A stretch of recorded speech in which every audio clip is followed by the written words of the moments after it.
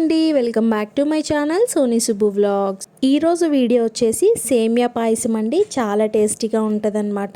So ఇంకా late చేయకుండా వీడియోలోకి అయితే వెళ్ళిపోదాం. ఫస్ట్ అయితే ఒక పాన్ పెట్టుకొని దాంట్లో 2 to 3 టేబుల్ స్పూన్ నెయ్యి అయితే వేసుకోండి.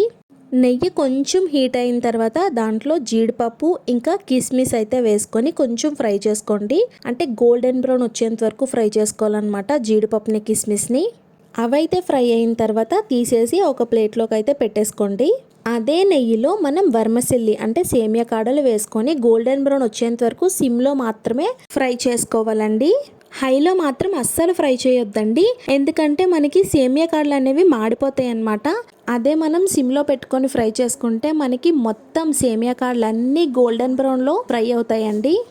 ఈలోపు మీకు ఒక చిన్న రిక్వెస్ట్ అండి, వీడియోని చూస్తూ లైక్ చేయకపోతే ప్లీజ్ అండి లైక్ చేయండి, సబ్స్క్రైబ్ చేయండి, కమెంట్ చేయండి. ఇంకా వీడియో నచ్చినట్టయితే మీ ఫ్రెండ్స్ అండ్ ఫ్యామిలీ మెంబర్స్కి అయితే షేర్ చేయండి. మీరు షేర్ చేయడం వల్ల, లైక్ చేయడం వల్ల వీడియో అయితే కొంచెం ముందుకు వెళ్తుంది అనమాట, అంటే రికమెండ్ చేస్తుంది యూట్యూబ్ అయితే. సో చూసారు కదా, స్లోగా మనకి సేమియా కాడలు అనేవి కలర్ చేంజ్ అవుతూ వస్తాయి. అదే సిమ్లో మనం అలా నెమ్మదిగా ఫ్రై చేసుకుంటే మొత్తం సేమియా కాడలు అన్నీ గోల్డెన్ బ్రౌన్లోకి అయితే మారిపోతాయండి.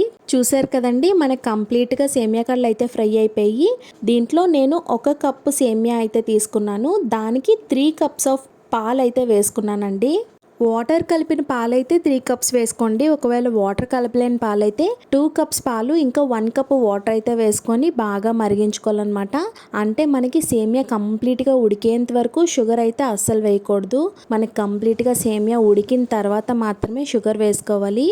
ఎందుకంటే షుగర్ వేస్తే సేమియా అనేది ఉడకదండి. ఇంకా చూసారు కదండి, మనకి పాలన్నీ చక్కగా మరిగి సేమియా అయితే ఉడకడం స్టార్ట్ అయింది. నేనైతే 1 కప్కి 2 కప్స్ పాలు వేసుకున్నాను. 1 కప్ అయితే నీళ్లు వేసుకున్నానండి. నీళ్ళు కూడా కంప్లీట్గా బాగా మరిగి దాంతో సేమియా ఉడికేంత వరకు ఉడికించుకోవాలి. మీలో ఎంతమందికి సేమియా అంటే ఇష్టం? శుభకార్యాలకి, ఇంట్లో పండగలకి, పుట్టినరోజులకి కామన్గా ఎంతమంది సేమియా చేసుకుంటారో కమెంట్ బాక్స్లో కమెంట్ చేయండి. నేనైతే చాలా తక్కువ చేస్తానండి, ఎందుకంటే కామన్ అయిపోతే దాని టేస్ట్ అంటే దాని విలువ తగ్గిపోతుంది అనమాట. సో అప్పుడప్పుడు మాత్రమే చేస్తాను. మనకి సేమియా కాడలు కూడా కంప్లీట్గా ఉడికిపోయి నేనైతే 1 కప్పు తీసుకున్నాను కదా వర్మసెల్లి అంటే సేమియా కాడలు, దానికి 3/4 కప్పు పంచదార అయితే వేసుకోవాలండి. లేదు మాకు ఇంకా ఎక్కువ కావాలి అంటే ఎక్కువ వేసుకోవచ్చు, ఇంకా తక్కువ కావాలంటే తక్కువ కూడా వేసుకోవచ్చు. నెక్స్ట్ ఇదంతా బాగా పంచదార అంతా బాగా కరిగిపోయిన తర్వాత దాని టేస్ట్ బ్యాలెన్స్ చేయడానికి లాస్ట్లో ఇంకా మనం స్టవ్ ఆఫ్ చేసేస్తాము అనే టైంలో చిన్నది ఇలాచీ పొడి ఇంకా చిన్న చిటికెడంతా సాల్ట్ అయితే వేసుకుంటే టేస్ట్ బ్యాలెన్స్ అవుతుంది అనమాట సాల్ట్ వేసుకోవడం వల్ల.